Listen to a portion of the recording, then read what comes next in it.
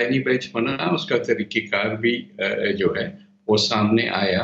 पाकिस्तान में जो practice and procedure act है उसके तहत एक 3 मेंबर कमेटी है जो कि फैसला करती है कि कौन-सा केस आईनी बेंच के सामने जाएगा और कौन-सा केस जो है रेगुलर बेंच जिसके सामने जाएगा। हुँ। और जस्टिस मंसूर अली शाह साहब जो हैं उस 3 मेंबर कमेटी का के एक अहम रुकन हैं।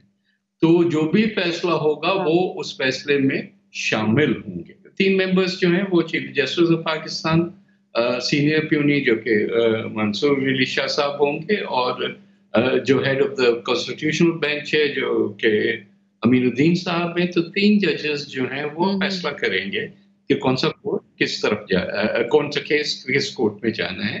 तो मेरा ख़्याल है इतना इब्हाम नहीं है, ये ज़रूर है कि बिकॉज़ ये एक जो रवायती तौर पे चीज़ें आती थी उससे हट के अब चीज़ें होने लगी हैं। कानून चेंज हो गया है, तो हमारी कोर्ट्स ने भी अकॉर्डिंगली अपने आप को एडजस्ट करना। आप समझते हैं कि वो जो एक डिफरेंस ऑफ ओपिनियन तो एक बड़ा अच्छा लफ्ज़ है जो इस्तेमाल मैं कर सकती हूँ उस वक़्त और वो होना भी चाहिए, चाहे वो पार्लियामेंट हो या फिर कोर्ट्स हों या फिर आपकी ब्यूरोक्रेसी हो या फिर इवन अवाम के अंदर भी। लेकिन जो क्लैश ऑफ ओपिनियन है, वो आप समझते हैं कि किसी हद तक ओवरकम हुआ है इस तरमीम के बाद?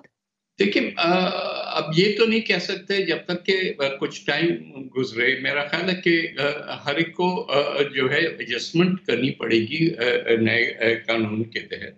तो मेरा लेकिन काफ़ी हद तक चीज़ें जो हैं जिस तरह से कहा जा रहा था कि हुँ। एक्सप्लोड हो जाएँगी और ये, वो नहीं हुआ है। बाय एंड लार्ज एक एक्सेप्टेंस ज़रूर आ गया है। लेकिन ज़ाहिर है कि कुछ हुँ। लोगों की एक्सपेक्टेशन कुछ मुख्तलिफ थी, तो अब वो नए हालात हुँ। में वो एडजस्ट हो जाएँगे।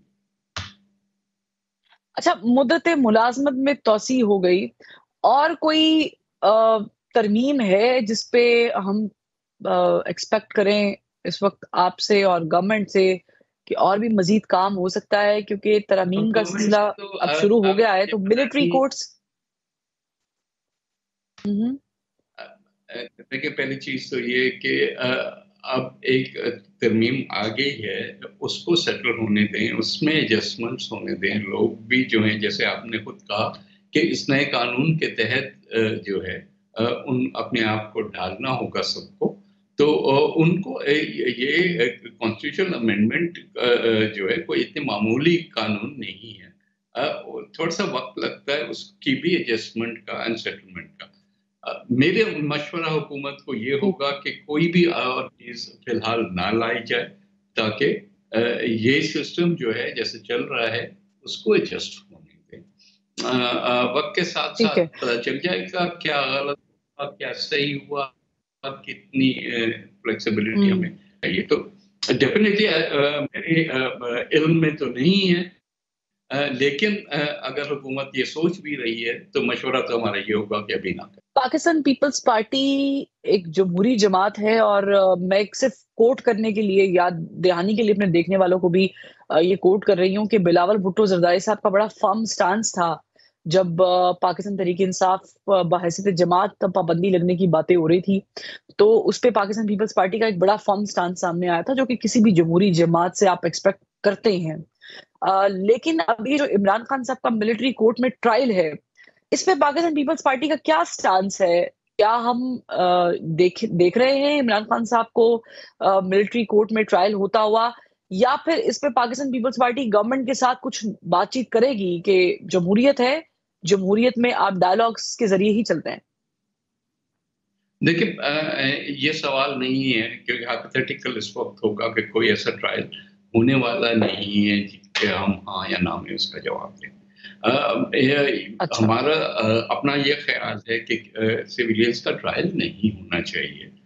अनलेस कोई बहुत ही हुँ, ऐसे किसी चीज़ में वो मुलविस हों जो कि डायरेक्टली पाकिस्तान की सिक्योरिटी इंस्टॉलेशंस को अब कल को अगर कोई आके कोटा पे आके हमला कर दे या इवन जीएचक्यू हुँ, पे भी तो ज़ाहिर है कि हमें उसके खिलाफ तो एक प्रोटेक्शन अपना रखना है। लेकिन ऑर्डिनरीली किसी हुँ, सिविलियन का ट्रायल होना किसी छोटी-मोटी बात पे भी वो दुरुस्त भी नहीं है और डेफ़िनेटली हमारी पार्टी उसको सपोर्ट नहीं करेगी। मैं आपका सिर्फ़ पर्सनल ओपिनियन जानना चाहती हूँ क्योंकि ज़ाहिर है कि आप नून लीग को तो रिप्रेज़ेंट नहीं कर रहे हैं, लेकिन आप एक दूसरी जमात को रिप्रेज़ेंट ज़रूर कर रहे हैं।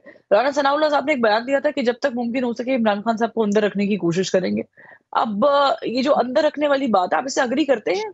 नहीं, मैं बिल्कुल नहीं एग्री करता भाई, ये कहीं राणा साहब का या किसी भी हुकूमत के का या हुकूमत का ये प्रेरोगेटिव नहीं है।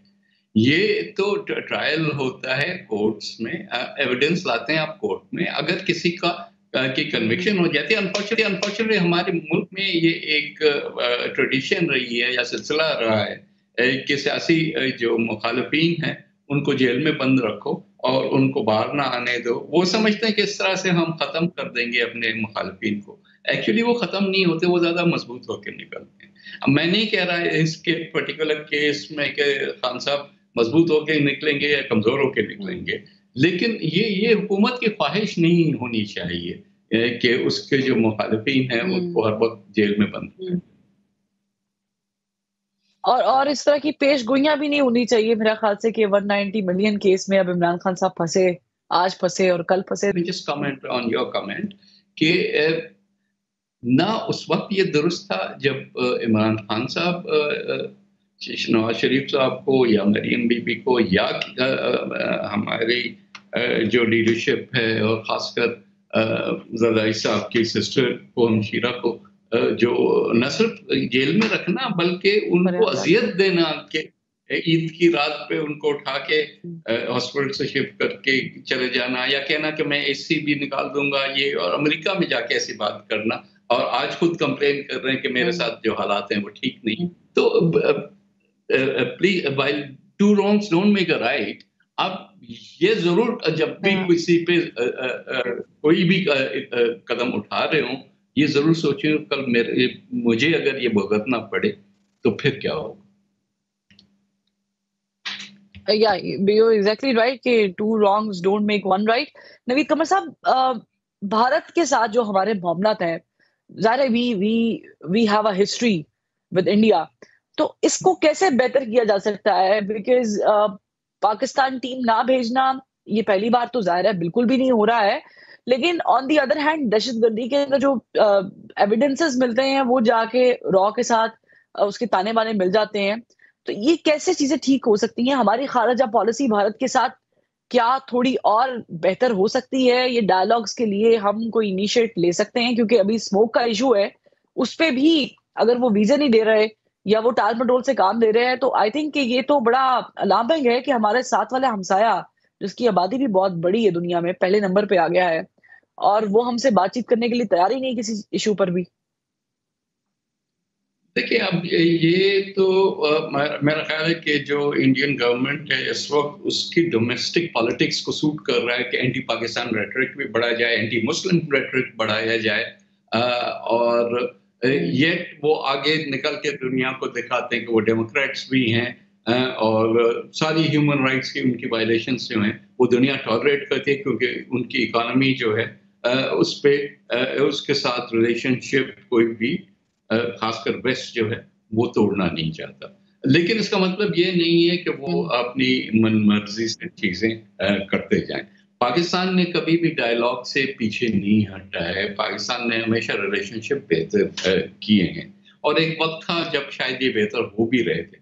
लेकिन जब से Narendra Modi Indian prime minister बने हैं उनका एक सिंगल माइंडेड अप्रोच है कि पाकिस्तान को दुश्मन बना के पेश करो और फिर उसके बेसिस पे वोट भी माँगो लोगों से।